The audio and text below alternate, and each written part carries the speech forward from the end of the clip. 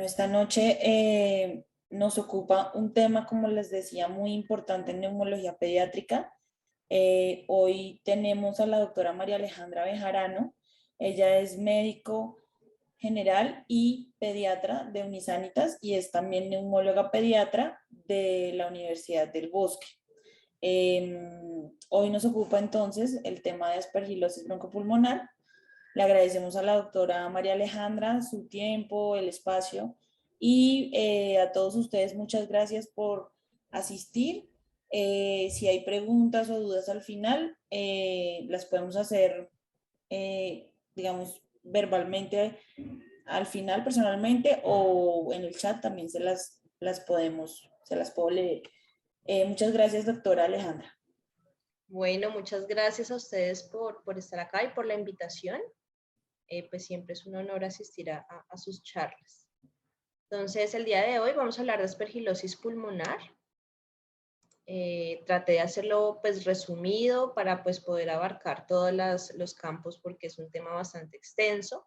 Vamos a hablar algo de las generalidades del aspergillus, del aspergiloma, aspergilosis pulmonar crónica, aspergilosis broncopulmonar alérgica, aspergilosis pulmonar invasiva y algo de conclusiones.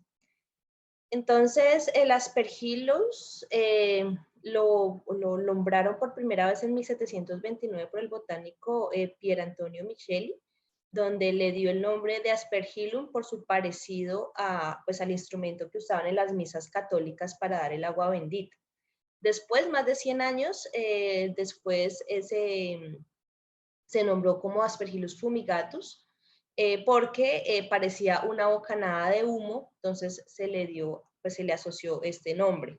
Y por primera vez se asoció a enfermedad humana por Virchow en 1856.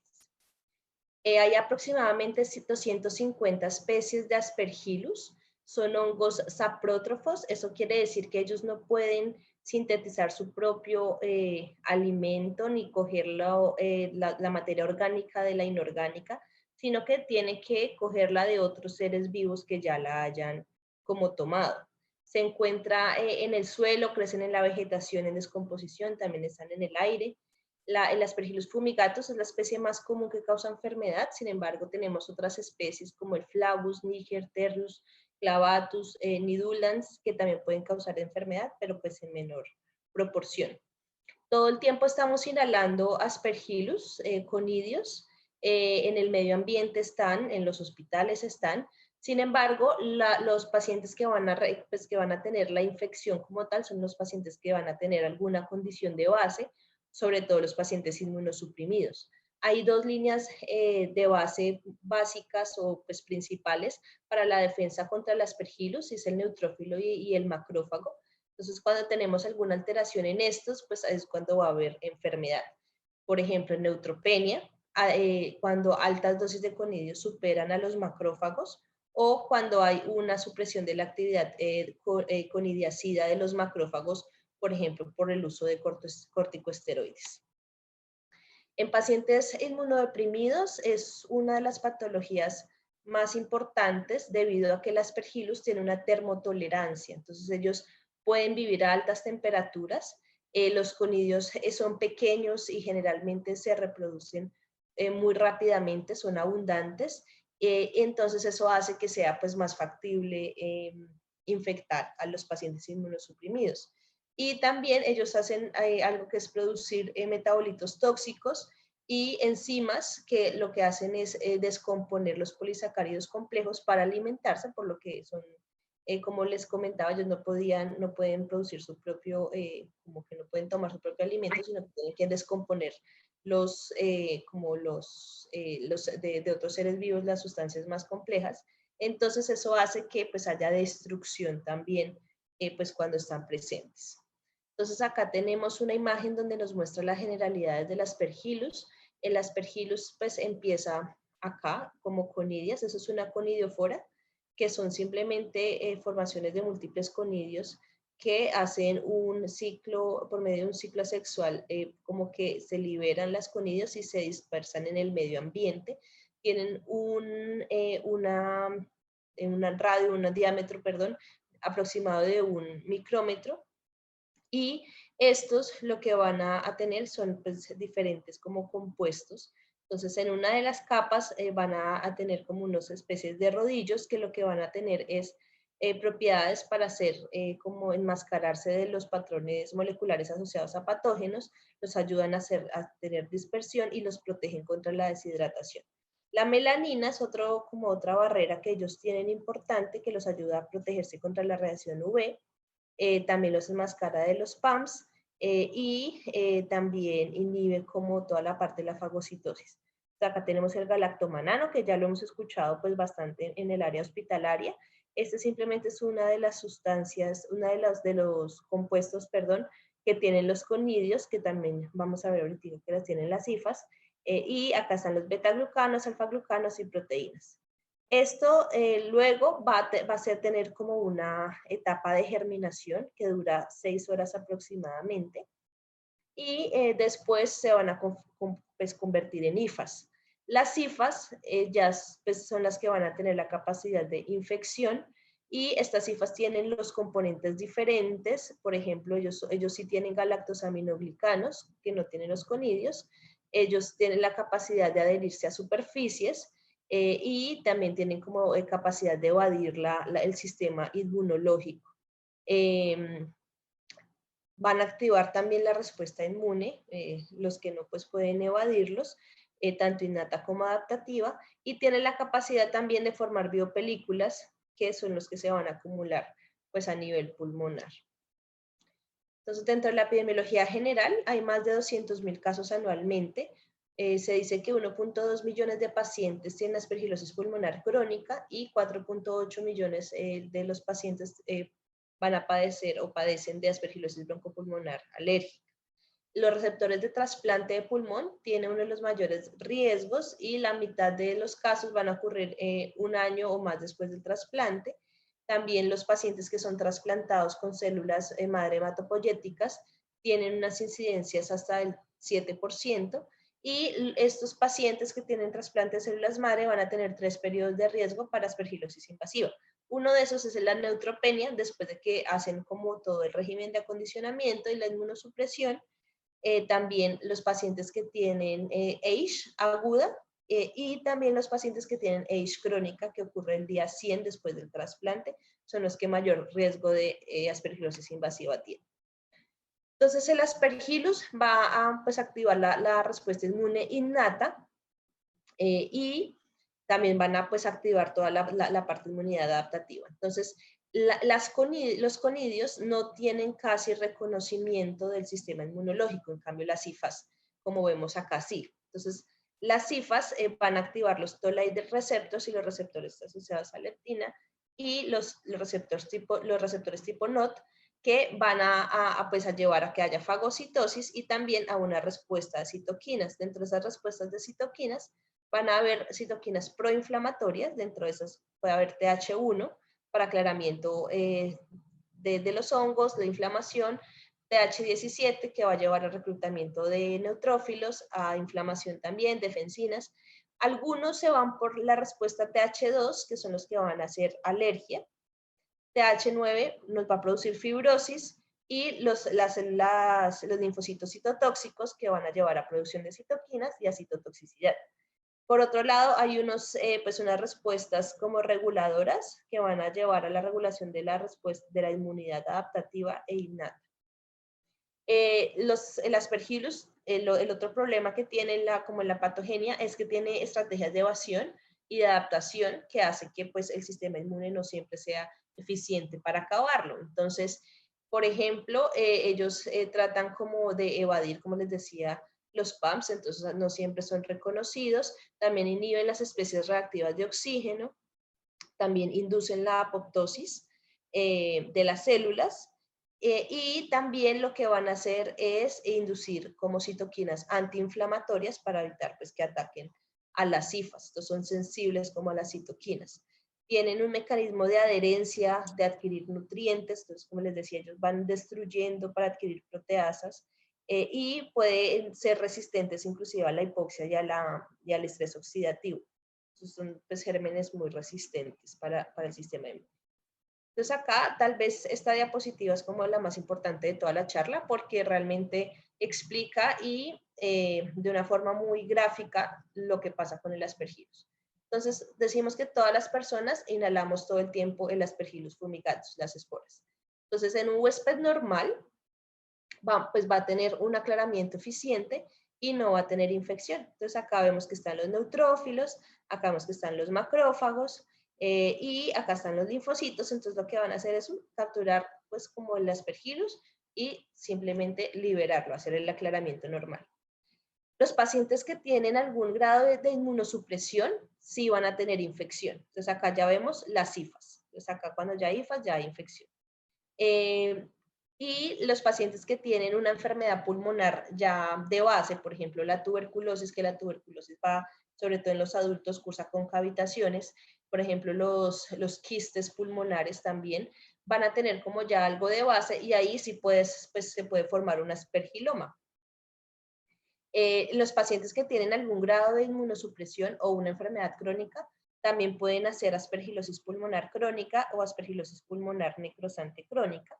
Y los pacientes que tienen de base asma o fibrosis quística pueden desarrollar aspergilosis broncopulmonar alérgica o un asma grave con sensibilización a los hongos fúngicos. Que eso es más en adultos, en niños casi no lo vemos. La diferencia con la aspergilosis broncopulmonar es que ellos, pues la mayoría de veces no cursa con IgEs más de 1000, como si lo hace la aspergilosis broncopulmonar, pero sí tienen un asma severa que se les toma prueba y sí tienen como la sensibilidad, como están sensibilizados contra el aspergillus y mejoran con el tratamiento pues del aspergillus. Eso es como, pero como les decía, eso dan más en adultos. Entonces vamos a empezar con el aspergiloma. El aspergiloma es un conglomerado redondeado dentro de una cavidad pulmonar que ya estaba previamente, que comprende las cifas del aspergillus, también va a tener fibrinas, células inflamatorias, detritos celulares. Digamos que se presentan en pacientes que tienen condiciones predisponentes, como lo decía previamente, como la tuberculosis, o por infecciones por micobacterias no tuberculosas, o por ejemplo los pacientes con bronquiectasias, con quistes bronquiales, y se han hecho estudios donde, por ejemplo, una serie pediátrica, solo el 5% de los casos quirúrgicos se debieron a una enfermedad pulmonar quística, más que a una inmunosupresión. Entonces, no era relacionado casi con inmunosupresión. La condición más frecuente es la tuberculosis. El 90% de los casos van a permanecer estables de tamaño, rara vez puede aumentar de tamaño e inclusive puede llegar a disminuir de tamaño o resolverse espontáneamente sin tratamiento. La clínica son pacientes que pueden ser asintomáticos o pueden tener una hemoptisis leve o también pueden tener tos crónica, disnea, dolor torácico. El diagnóstico pues es la presentación clínica, el antecedente, más los hallazgos radiológicos y pues el diagnóstico serológico microbiológico. Generalmente lo que vamos a ver en la radiografía es una masa redondeada intercavitaria que tiene algunas densidades de agua que se separan con un espacio aéreo y hay una inflamación, además de engrosamiento y fibrosis. El TAC de tórax generalmente se debe tomar para mejor caracterización de la lesión, ya que en la radiografía muy pocas veces logramos verla. Y dentro de esto, pues podemos hacer un cultivo de esputo, sin embargo, es muy poco sensible, solo pues es positivo en el 50% de los casos. Pueden hacerse anticuerpos IgG contra Aspergillus, que sí tiene buena sensibilidad, pero si por ejemplo el paciente está en tratamiento con corticosteroides, pues va a bajar, pero es una posibilidad de hacer el diagnóstico. Entonces acá vemos un ejemplo de una tomografía de alta resolución de tórax, donde vemos un aspergiloma. Entonces tenía una historia de un quiste broncogénico que muestra acá pues la lesión de paredes gruesas y una masa intralesional que tiene pues como que lo rodea un área ahí que se ve mucho más negrita que la interna y eso pues puede ser secundario a un aspergiloma. Dentro del tratamiento, digamos que no hay consenso. La ITSA sugiere observar en caso de que el paciente sea asintomático durante 6 a 24 meses. Los pacientes que ya son sintomáticos, si es un aspergiloma único y tiene como buen acceso de cirugía, como que es viable, y tiene el paciente una hemoptisis significativa que no mejora o que tiene pues dificultad para respirar importante, puede llegar a requerir manejo quirúrgico. Pues también se puede dar tratamiento con voriconazol y traconazol con pues seguimiento de imágenes después y también pues de los niveles de voriconazol en caso tal. Los nódulos del Aspergillus es un hallazgo incidental generalmente. Se parece mucho a las lesiones malignas, sobre todo en los adultos, porque pues en los niños el cáncer de pulmón primario es muy poco frecuente, pero en los adultos sí es frecuente, entonces casi siempre pues se confunde con una malignidad y terminan en biopsia. Los antifúngicos no están indicados a menos de que el paciente sea sintomático, lo que se hace es un seguimiento y se pueden tomar títulos de anticuerpos contra Aspergillus para controlar en caso tal de que el paciente pues empeore después. La aspergilosis pulmonar crónica digamos que este es como el tema grande, pero dentro de esta puede estar la aspergilosis fibrosante crónica o invasiva subaguda, que pueden como evolucionar de una a la otra. Entonces, ocurren generalmente también con pacientes que tienen una enfermedad pulmonar de base, por ejemplo, una tuberculosis o inmunodeficiencia. Puede comenzar con áreas de consolidación mal definidas que pueden llegar a progresar a cavitación. Las lesiones pueden ser múltiples o únicas y pueden ser lesiones también quísticas, con paredes gruesas.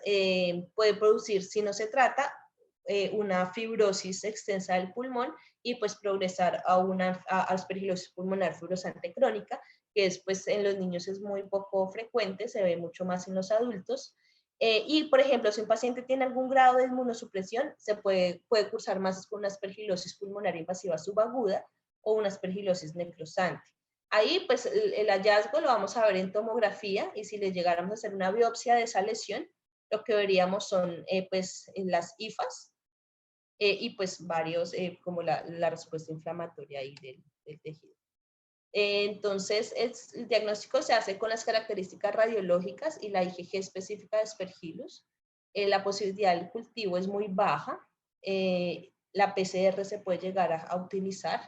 Más del 50% de los pacientes tienen una IgG específica positiva y pueden llegar a tener inclusive la IgG total elevada.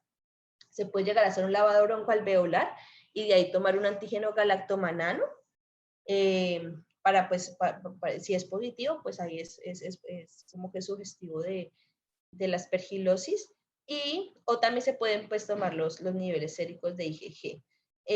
Muchas veces sus pacientes terminan en biopsia pues pulmonar.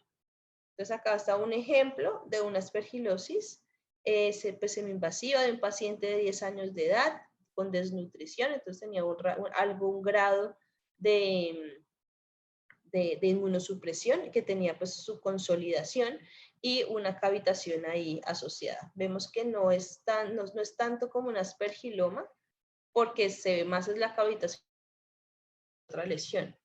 Eso pues es un hallazgo que puede llegar a ver, sino que como ustedes pueden observar, si uno ve eso, pues uno piensa más en otras, como en tuberculosis, por ejemplo, o en infección por otras micobacterias, pero no pensaría pues como primera opción la aspergilosis.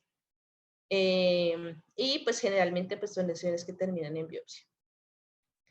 Los pacientes que no tienen síntomas se pueden observar, pero si ya tienen pues síntomas pulmonares o pérdida progresiva de la función pulmonar o que ya van avanzando a nivel radiológico, pues se tratan igual con itraconazol o voriconazol durante 6 meses. Cuando ya tienen una hemoptisis importante, se puede usar ácido tranexámico o la embolización de la arteria bronquial, pues ya como en situaciones ya muy severas que pues no se ha podido controlar el sangrado. También se puede usar otros antifúngicos como la micafungina, caspofungina o anfotericina B, si ya tienen resistencia o tienen alguna contraindicación. Y se puede llegar a hacer resección quirúrgica cuando ya no responde al tratamiento médico y está bien localizada la lesión y pues puede llegarse y pues tiene como viabilidad para hacer la cirugía. Bueno, la aspergilosis broncopulmonar alérgica es una enfermedad muy frecuente, sobre todo en pacientes asmáticos y en pacientes con fibrosis quística. Resulta de una hipersensibilidad al Aspergillus, que lo que va a llevar es a una alteración mucociliar, impactación de moco, obstrucción de vía aérea, pues infiltración pulmonar y puede comprometer pues la función pulmonar de forma significativa. Por eso es tan importante detectarla, sospecharla. Entonces, es un trastorno que a menudo ocurre en pacientes, como les decía, en asma con fibrosis quística. Es una reacción de hipersensibilidad. En pacientes con fibrosis quística, las IFAs van a llevar una respuesta por IgE, que es una respuesta TH2, destruyen la vía aérea, hacen fibrosis, bronquiectasias, puede pues, conducir a una disminución de la función pulmonar si no se trata. La prevalencia va a cambiar entre niños y adultos, es infradiagnosticado generalmente, y pues porque tienen características muy parecidas a la fibrosis quística y al asma severa. Por eso muy pocas veces se sospecha. En asma la prevalencia es de 1 al 2% y es más común en adultos. Lo mismo que en fibrosis quística, también se presenta más en adultos, pero la prevalencia es más alta en fibrosis quística que en asma. En fibrosis quística alcanza el 8.9%. Y hay cortes que dicen que hasta el 25% de los pacientes con fibrosis quística pueden tenerla. Entonces tenemos un sujeto que es como susceptible genéticamente, por ejemplo, una mutación del CFTR, de la fibrosis quística. Entonces, como todo el tiempo estamos inhalando las esporas de las Aspergillus fumigatus, pues va a llevar pues, a un crecimiento en el bronquio. Estas, como ya lo habíamos explicado al principio, van a liberar unas proteasas y eso va como que a sensibilizar al individuo. Esto va a llevar a la activación del sistema inmunológico, a liberación de citoquinas, va a llevar también al daño del epitelio y pues va a formar las bronquiectasias. Estas citoquinas generalmente lo que van a llevar es una respuesta TH2, que lo que va a hacer es aumentar los niveles de la IgE específicas contra Aspergillus y no. Y van a alterar todo el aclaramiento mucociliar, que va a llevar a tapones de moco, empeora las bronquiectasias y pues es como un círculo vicioso que lo presentan sobre todo pues, los pacientes con fibrosis quística, aunque en asma también se puede ver. Un tercio de los pacientes con fibrosis quística son asintomáticos y generalmente se diagnostica en el seguimiento de rutina. Por eso si tienen pacientes con fibrosis quística pues en consulta de pediatría, pues deberían pedirle de vez en cuando una IgE total. Tos crónica, productiva o sibilancias pueden producirla. Un dolor torácico, hemoptisis, también pueden generar tapones de moco, expectorar tapones de moco color marrón. Pueden tener una fiebre baja, mialgias, pérdida de peso, crépitos al examen físico, son digamos que un patrón reconstructivo que generalmente no responde al beta-2, ausencia de ruidos respiratorios también, y generalmente hacen una alteración de las pruebas de función pulmonar que es irreversible, o sea, no van a responder al beta-2. Cuando les hacemos seguimiento de las imágenes como con radiografía o con tomografía, vamos a ver que van a haber opacidades nuevas y también bronquiectasias centrales, que es lo característico de la fibrosis quística. Entonces, hay unos criterios diagnósticos. Estos criterios diagnósticos son que tengan una condición predisponente, por ejemplo, asma, fibrosis quística, y que tengan pues un criterio esencial, que tenga una IgE positiva para Aspergillus y una IgE total mayor a 1000, tiene que tener los dos. O pues también se puede hacer el RAS test, que sea positivo para Aspergillus. O también más presencia de una IgG específica para Aspergillus, o que tenga hallazgos radiográficos sugestivos de Aspergillosis, por ejemplo, las bronquiectasias centrales o los tapones de moco, que tengan una eosinofilia mayor a 500, pues son de los criterios diagnósticos. Y los criterios del consenso de fibrosis quística es que tenga fibrosis quística, que tenga un deterioro agudo, más una IgE mayor a 1000, y que tenga una IgE positiva para Aspergillus o una IgG positiva para Aspergillus. O sea, acá vemos una tomografía de un paciente que tiene una aspergilosis broncopulmonar alérgica. Vemos acá las dilataciones bronquiales. Entonces, ¿qué son bronquiectasias? Las bronquiectasias son dilataciones de los bronquios que generalmente son irreversibles. Entonces vemos acá que la relación del bronquio-arteria debe ser 1 a 1 aproximadamente, pero acá vemos que esta está mayor que la arteria. Entonces lo que también llamamos como el anillo de sello. que es una imagen típica de una bronquiectasia en un paciente con aspergilosis broncopulmonar, y lo característico de esas bronquiectasias es que son centrales. Dentro, pues también, esto por ejemplo es una imagen de un paciente de 9 años con aspergilosis broncopulmonar alérgica que tiene una impactación de moco, eso es otro hallazgo. Entonces, cuando vemos así esos tapones de moco, pues debemos sospecharlo. También se puede hacer resonancia, pero la resonancia de tórax pues no es tan buena como la tomografía. El tratamiento es importante hacerlo porque así evitamos la fibrosis pulmonar y también retrasamos el deterioro de la función pulmonar, que por ejemplo en los pacientes con fibrosis quística es tan importante mantener para mejorar la sobrevida.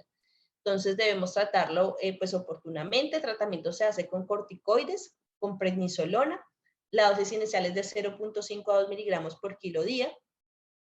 Y pues generalmente pues hay esquemas de tratamiento. Esto es una alternativa. Otra alternativa es ir bajándole las dosis pues poco a poco hasta completar 10 semanas.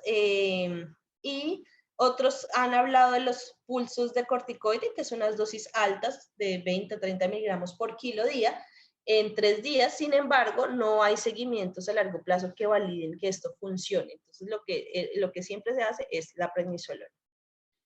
Y también la otra parte del tratamiento es dar itraconazol, que es el tratamiento específico para aspergilos. El itraconazol es más en la aspergilosis broncopulmonar, es como el tratamiento de primera línea, pero también se puede dar voriconazol, pues itraconazol, la primera línea, 5 miligramos por kilo al día, 1 o 2 veces al día, por 3 a 6 meses se debe hacer. El omalizumab, pues hay algunos estudios que pues hablan del omalizumab, sobre todo en pacientes que no responden al tratamiento de primera línea. Por ejemplo, los pacientes que ya tienen asma severa, pues ya que han pasado como por los pasos, se recomienda pues iniciar el omalizumab en niños mayores de 6 años. Y en pacientes con fibrosis quística que ya recibieron corticoide y itraconazol y no mejoran, podría llegarse a usar, pero pues todavía no hay muchos estudios que lo respalden. Entonces, hablamos ya ahora de la aspergilosis pulmonar invasiva, que los mayores factores de riesgo en la población pediátrica van a ser la neutropenia, terapia crónica con esteroides, terapia de inmunosupresión, enfermedad neoplástica o inmunodeficiencia adquirida. El uso de quimioterapia, agentes inmunosupresores, ha aumentado la tasa de aspergilosis durante las últimas décadas. Antes, por ejemplo, se hacían autopsias de pacientes inmunodeprimidos entre 1978 y 1992 y la tasa variaba del 0.4 al 3%, pero en las últimas décadas ya ha aumentado inclusive el 17 al 60% de detectar aspergilosis invasiva, entonces ha aumentado bastante. La tasa de mortalidad supera el 50% en los pacientes neutropénicos y puede llegar al 90% en los pacientes que son trasplantados de células madre hematopoyéticas. Hay diferentes factores de riesgo, estos son los principales factores de riesgo, que es que tenga una historia reciente de neutropenia por debajo de 500, que esté relacionada con como pues con el inicio de la enfermedad fúngica invasiva y tiene que ser por más de 10 días. Entonces, por eso, pues en los pacientes oncológicos, los que trabajan en hospitales de oncología, deben siempre mirarle los neutrófilos al paciente y contar cuántos días lleva con neutropenia, porque si uno a veces se acostumbra a verles la hemoglobina, las plaquetas, para ver si se pueden transfundir o no, y nos olvidamos como que es tan frecuente que ellos tengan neutropenia, que como que lo obviamos y no contamos cuántos días llevan con neutropenia. Si ya lleva más de 10 días, el riesgo es alto que tengan aspergilosis. Que tengan de base una malignidad hematológica, por ejemplo la leucemia, que sean receptores de trasplante de células madre, o de trasplante de órgano sólido también, que tengan un uso prolongado de corticosteroides, pues acá incluyen los pacientes con aspergilosis broncopulmonar alérgica, y que tengan una dosis mayor a 0.3 miligramos por kilo por más de 3 semanas en los últimos 2 meses. Tratamiento con otras inmunosupresores también es un factor de riesgo, por ejemplo, enfermedades como la inmunodeficiencia combinada severa o la deficiencia de STAT3 o la enfermedad granulomatosa crónica, que son otros defectos de la inmunidad, pueden llegar a tener aspergilosis broncopulmonar, o los pacientes trasplantados que tienen AISH. ya sea grado 3 o 4, que comprometan intestino, pulmones, hígado y que sean refractarios sobre todo al tratamiento de primera línea, tienen mucho riesgo de aspergilosis pulmonar. Las manifestaciones clínicas son muy inespecíficas, pueden producir tos, disnea, fiebre, sobre todo esa fiebre persistente que vemos mucho en los niños oncológicos, y ya están con vancomicina, meropenem y no mejoran y siguen con fiebre. Dicen que en las neutropenias febriles, después de las 96 horas de neutropenia y fiebre, debemos sospechar enfermedad por hongos. El aspergillus no es el más frecuente es cándida, pero el aspergillus es frecuente. Entonces, de primera línea, pues se va a iniciar como caspofungina, pero si vemos los hallazgos radiográficos del tórax sugestivos de aspergillus, deberíamos iniciar en la primera línea, que es voriconazol, que ahorita lo vamos a ver. El dolor pleurítico, los pacientes con hemoptisis, por ejemplo, ya si un paciente tiene hemoptisis, ya nos habla de que ese paciente ya puede tener una cavitación. También que tengan o asociado a microtrombosis vascular, también pequeñas áreas de necrosis. Los hallazgos radiográficos son muy inespecíficos, generalmente nosotros tomamos las imágenes muy tempranamente y no nos, o sea, porque pues para actuar rápido y pues al principio no vamos a ver tantos cambios. Ya luego podemos empezar a ver esas opacidades redondeadas en la base, como vemos acá pleural, pueden sugerir también necrosis pulmonar y pues la lesión. Esta lesión, por ejemplo, ya cavitada, pues ya es una alta sospecha de que tiene aspergilosis pulmonar. Por ejemplo, los nódulos múltiples, el signo del halo, que es una área radiolúcida alrededor de una opacidad, o el signo de media luna. Sin embargo, este signo de media luna ya es más tardío. Entonces acá vemos un ejemplo de un niño de 15 años con un antecedente, un trasplante renal que empezó con febrícula, malestar general y tos. Entonces acá vemos la consolidación del lóbulo superior. Tiene una pequeña área de radiolucidez, si lo ven acá, en forma de media luna. Esto es sugestivo de un aspergillus. Este mismo niño, 5 meses después, ya tenía esta cavidad grande, paredes gruesas, que había aumentado de tamaño. Y se le hizo una tomografía y pues mostró una colección irregular de paredes gruesas con una gran cavidad llena de gas que pues era por un aspergillus. El aspergillus puede llegar a diseminarse al sistema nervioso central, también puede desarrollar meningitis, absceso epidural, también pues una ACV. Y el diagnóstico se va a basar en la presencia de factores de riesgo, en las manifestaciones clínicas, en los hallazgos radiográficos, a veces necesitan biopsia y pues en el aislamiento. El lavado broncoalveolar es útil, el porcentaje recuperatorio es muy variable, pero el anti-aspergillus descartan otras infecciones. Entonces, por ejemplo, en este momento se puede pedir el antígeno galactomanano en el lavado broncoalveolar y este pues es muy sensible y pues nos va a descartar o nos va a diagnosticar o también si se hace el lavado y se toma, por ejemplo, el FilmArray de neumonía, se toma PCR para tuberculosis, se toma también, lleva la patología para buscar gérmenes oportunistas, pues nos puede ser muy útil porque pues realmente todos esos microorganismos previamente nombrados también nos puede dar esas características radiológicas del paciente. Esta es una guía de la ITSO donde definen la positividad del galactomanano. Entonces, antes, si recuerdan, era positivo por encima de 0,5. Sin embargo, después de hacer pues, varios estudios, se dieron cuenta que era poco específico. Entonces, decidieron unificarlo para que el galactomanano sérico sea positivo por encima de 1, ya que era más específico y no comprometía tanto la sensibilidad. Esto sobre todo para hacerlo en ensayos clínicos. Y por ejemplo, en malignidad hematológica era muchísimo más específico y no comprometía tanto la sensibilidad. Entonces, por eso decidieron que ahora se iba a tomar como punto de corte en el sérico más de 1. Y lo mismo en el de lavado broncoalveolar. Entonces, el punto de corte de 1 es el que se usa ahora para hacer positivo porque mejora la especificidad. Hay otros estudios que se están haciendo, por ejemplo, en antígenos urinarios después de la infección pulmonar, pero pues todavía está en proceso. El otro estudio que también es, el otro como método diagnóstico que también es muy bueno, sin embargo no lo tenemos disponible en muchas instituciones, es la PCR de Aspergillus. La PCR tiene una muy buena sensibilidad y especificidad, una sensibilidad del 82.3 y una especificidad del 72.8%, que no difiere entre niños y adultos, es mayor en el lavado broncoalveolar que en sangre,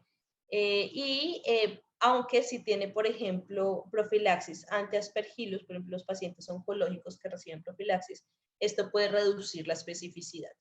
Cuando tenemos, por ejemplo, una PCR positiva más un galactomanano positivo o mayor a 1, la sensibilidad es inclusive del 100% y una especificidad del 98%, lo cual es muy bueno. Si tuviéramos un lavado broncoalveolar, le tomamos galactomanano y PCR para Aspergillus, y este es cual nos da positivo los dos, casi que seguro que y también confirmó que si ambos eran negativos, tenían una sensibilidad del 99% y pues sería suficiente para excluir también la aspergilosis invasiva, y pues teniendo una especificidad también buena. Entonces, ¿cómo hacemos el diagnóstico de aspergilosis invasiva? Entonces, podemos hacerlo con evidencia microbiológica o bueno, pues, por medio del aislamiento como tal. Entonces, en cultivos de esputo, en lavado broncoalveolar, en cepillado bronquial o en aspirado, que se vea como los moldes ahí de moco, de Aspergillus también, con Aspergillus adentro, y la detección microscópica también en los mismos medios.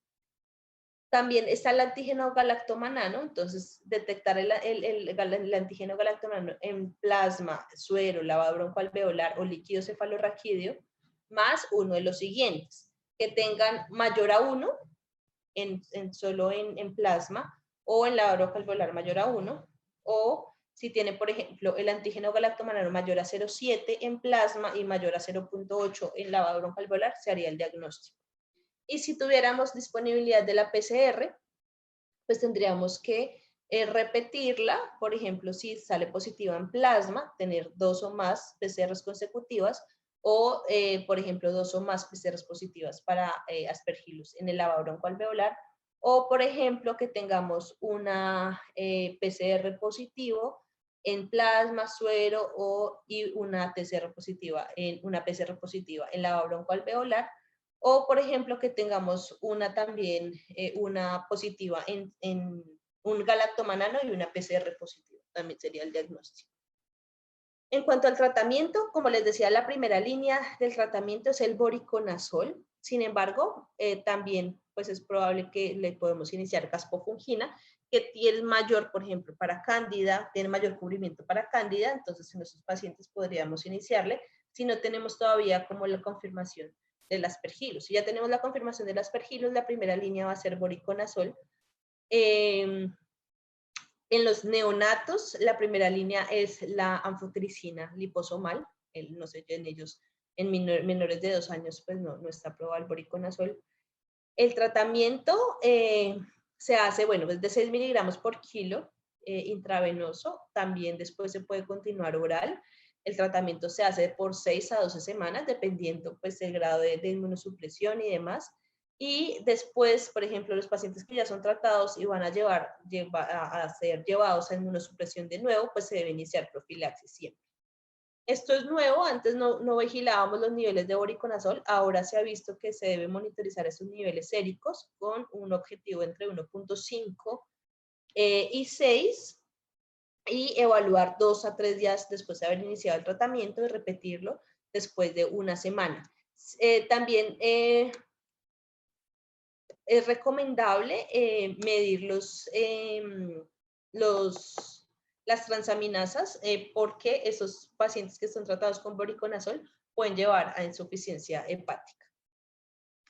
La profilaxis secundaria también pues se debe, como les decía, considerar los pacientes que pueden ser llevados nuevamente a inmunosupresión. Por ejemplo, la caspofungina puede ser utilizada o el mismo voriconazol. La resistencia a los antifúngicos, cada vez se habla más de ella. Actualmente pues se usan 3 fármacos antimicóticos, que son las equinocantinas, la anfotericina B y los triazoles, que en este caso es la primera línea para tratamiento del Aspergillus. ha aumentado la resistencia en los últimos años con los antibióticos también. Se han hecho estudios donde hay cepas resistentes que pueden superar el 25% del número total en algunos centros. Tienen dos mecanismos de resistencia, que es las mutaciones de la proteína diana, CYP51A, y la sobreexpresión de las bombas de salida. Hay unos mecanismos de resistencia que se deben, por ejemplo, a la exposición a fungicidas, azólicos, que se utilizan en la agricultura, entonces eso también pues, ha llevado a que haya más resistencia. Sin embargo, pues lo siguen utilizando y pues puede llegar a ser un problema a futuro. Entonces, como conclusiones de la charla, la presentación clínica de Aspergillus se define por la interacción entre el patógeno, el huésped, y va a depender siempre del estado inmunológico del paciente. En pacientes con antecedente de asma o fibrosis quística con deterioro de la función pulmonar sin causa aparente, siempre debemos sospecharle aspergilosis broncopulmonar invasiva. Inclusive en pacientes con fibrosis quística se debería hacer el seguimiento de la IgE, así no tenga síntomas. La enfermedad fúngica invasora por aspergillus es prevalente en los pacientes con enfermedad oncológica y debemos siempre sospecharlo. El diagnóstico incluye las manifestaciones clínicas, imágenes radiológicas, pruebas microbiológicas, biomarcadores y pues los estudios histopatológicos. En los casos de que pues no podamos encontrar los otros, pues algunos pacientes terminan en biopsia. Y el voriconazol va a ser el tratamiento de elección en aspergilosis pulmonar cuando pues ya la tenemos aislado. Muchísimas gracias. No sé si tengan alguna duda.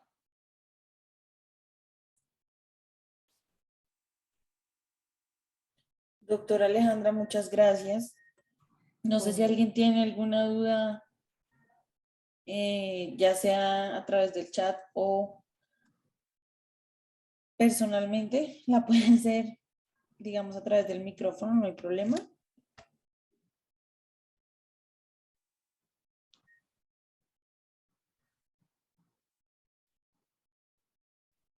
Creo que fue una charla muy clara, doctora, sobre todo muy ilustrativa en la parte de las diversas presentaciones clínicas de la aspergilosis, que creo yo que es como también lo retador un poco de la entidad. Sí, es verdad. A veces es difícil porque hay muchas entidades que se parecen, por ejemplo, sobre todo en los pacientes inmunosuprimidos que pues tienen fiebre persistente, le tomamos un TAC y los hallazgos son como tan inespecíficos. La mayoría de ellos terminan en lavado broncoalveolar y como les decía, se les toma todo y ahí sale el antígeno galactano positivo, ahí pues se le inicia tratamiento. Pero, por ejemplo, en los pacientes que son inmunocompetentes, por ejemplo, el asma que es una enfermedad tan frecuente, a veces no lo sospechamos.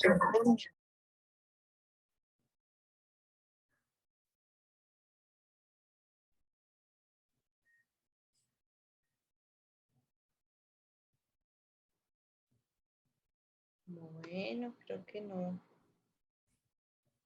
hay preguntas. Sí.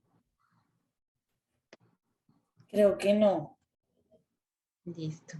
Doctora, mil gracias. Doctora María Alejandra, muchas gracias por la charla. Creo que fue muy clara también. Yo creo que producto de eso es de pronto que no hay preguntas por ahora. Muchas gracias por su tiempo. Gracias. Hay algunos asistentes que le agradecen también, por supuesto, sus conceptos y sobre todo la forma tan clara en que nos lo presentó. A todos, muchísimas gracias por la asistencia y seguiremos presentándoles por acá próximos temas por venir. Muchas gracias, doctora María Alejandra, muy amable por todo. Gracias a ustedes por la invitación y que tengan una muy buena noche. Gracias. Hasta luego.